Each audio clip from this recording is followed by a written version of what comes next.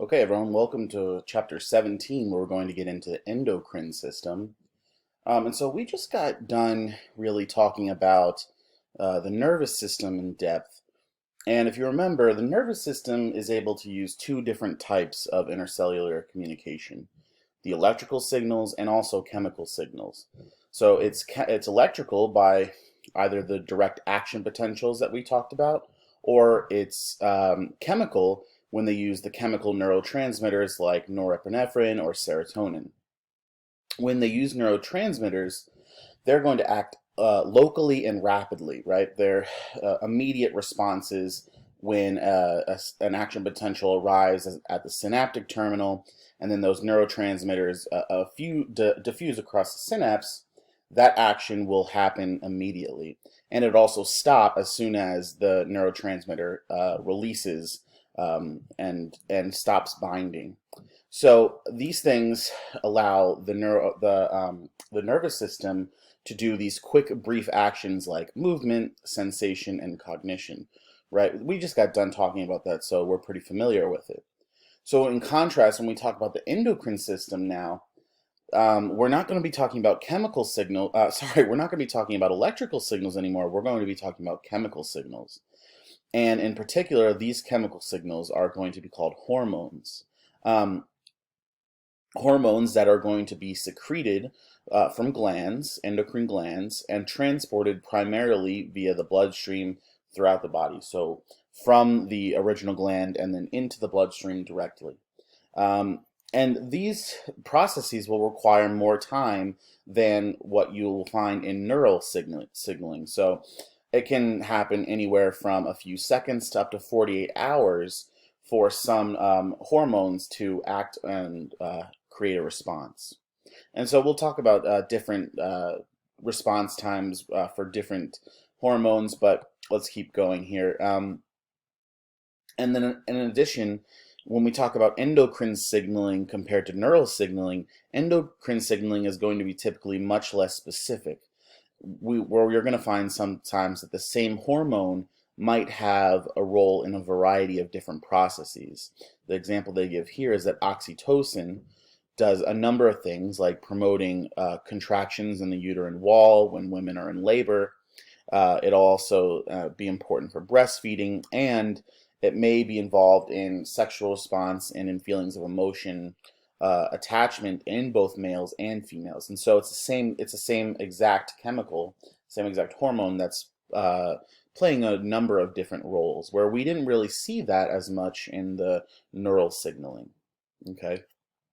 Um, but I also want to point out that these two systems are often integrated, the neural system and the endocrine system. And as a result, that's why you can have rapid response of the endocrine, because the nervous system can trigger the endocrine change. And so both of these systems have to play a part in maintaining homeostasis and maintaining that stable internal environment. So here's just a little breakdown. I think this is pretty good for your notes. When you compare endocrine and nervous systems, type of signaling mechanisms, we said nervous system has chemical neurotransmitters, but also the electrical action potentials that we talked about, whereas the endocrine system only works with the chemical hormones. The primary signal is the hormones, where here we call them neurotransmitters, remember, that are triggered by those action potentials. The distance traveled, it can be a long distance when we're talking about an endocrine system, or short, and we'll talk about what that is in just a second. Whereas nervous system, those signals are always transmitted over short distances. Um, the response time can be fast, like I said, a few seconds or up to 48 hours, so it could be slow. Whereas a nervous system, right, you want those action potentials always firing very, very fast. And then the environment targeted is always going to be internal in the endocrine system, right? That makes sense. Whereas the nervous system can target the internal and the external environments. So when we talk about the structures that we're going to talk about in the endocrine system, remember we're talking about endocrine glands, which are the major player in this system. And remember, if we talked about this a few lectures ago, but endocrine glands are going to be ductless glands, right? So they're going to secrete their hormones directly into the bloodstream without going through a duct, okay? So that is a little bit different than exocrine glands, which do have ducts, and we'll talk about that in a second. Um, Remember that they secrete their hormones directly into the interstitial fluid and the blood vessels, which will transport them throughout the body. Some of the major players that we'll talk about are the pituitary gland, the thyroid, parathyroid, adrenal glands, and pineal glands. Some of them are going to have endocrine and non-endocrine functions. The one that they talk about here is that the pancreas will contain cells that function in digestion, and it has cells that secrete the hormones insulin and glucagon. So um, just because they're an endocrine gland doesn't mean they only do endocrine activities. And we'll make sure that we point out all activities because, as you can see, the rest of the chapters go into depth on each of those endocrine glands and how they work. Um, Here's a good example of some of the endocrine glands: the pineal gland that's up in your brain, the thyroid right here, the thymus, your adrenal glands that are up on your kidneys, your pancreas, the uterus, the ovaries for females, testes for males. Remember, once again, that if glands do have ducts, they're called exocrine glands, right? So that's just something to keep in mind.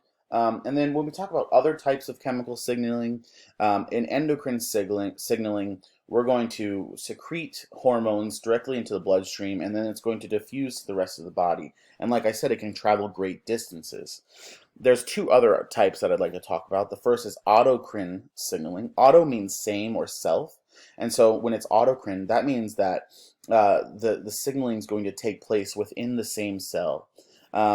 So basically, an autocrine is a chemical that's going to elicit a response in the same cell in which it's secreted. And they talk about interleukin 1 or IL-1, and that plays a response, an inflammatory response. So that's interesting. And then the next is paracrine, which is local intercellular communication. So basically, it just creates a response in neighboring cells, and it won't create a response much farther downstream, like when we talk about other endocrine responses.